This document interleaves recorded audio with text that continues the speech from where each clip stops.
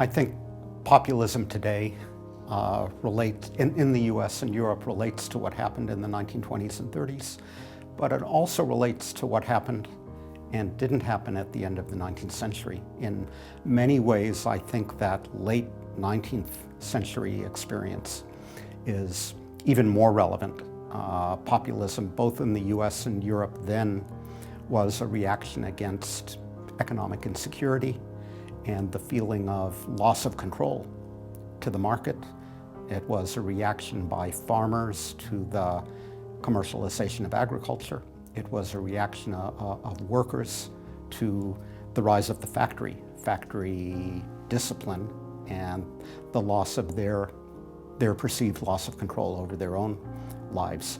I think that experience is interesting also because we saw rather different reactions in different places. In the United States in the late 19th century, the grievances of the farmers who felt this loss of control to the railways, loss of control to world markets, was addressed by the political mainstream. We got railroad regulation and a variety of other measures that addressed their concerns. We got stricter financial regulation as well. For me, the central question that arises in the context of populism is, does the political mainstream respond in a constructive way? We saw that in the US with the progressive movement in the late 19th century. We saw it in parts of Europe as well.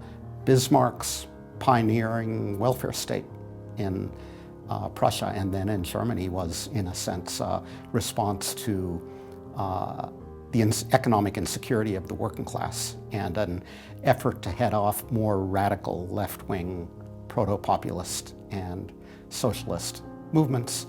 The political mainstream responded less effectively in the 1920s, and in that case, politicians, extremist politicians with authoritarian tendencies, that's one of my definitions of populism, were able to capture the political high ground with disastrous consequences.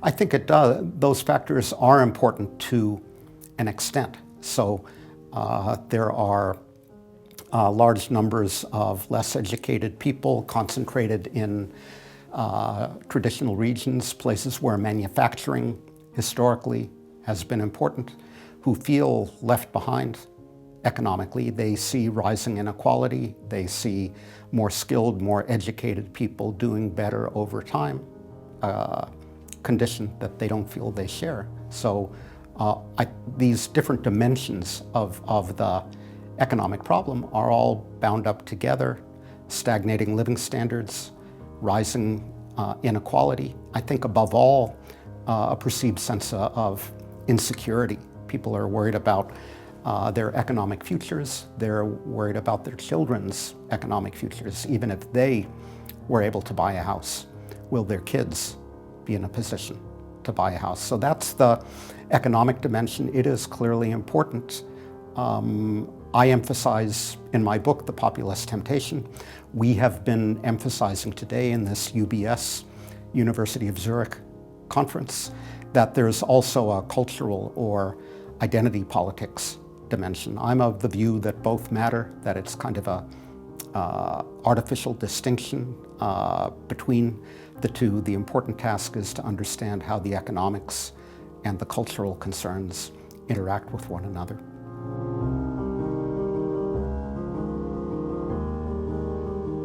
I think the EU will forever remain a rich populist target because it is an elite project.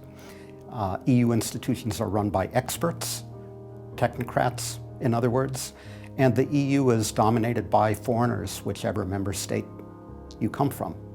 Populist ire toward the EU is unavoidable. What can be done about it? I think the EU can be made more representative and responsive to the residents of the member states. I have in my book a proposal for the direct election of the President of the European Commission. That would be an example. Secondly, I think the EU needs to itself draw a clear distinction between what policies should be pursued at the level of the Union. An example there would be climate change, which can only be addressed at the supranational level, versus what policies should not be addressed at the level of the Union and can be given back to the member states. An example there, in my view, would be fiscal policy, which has only minimal cross-border spillovers, where the EU has appropriated that policy for itself through the Stability and Growth Pact and all that, eliciting anger and resentment at the national level, that in my view is unnecessary.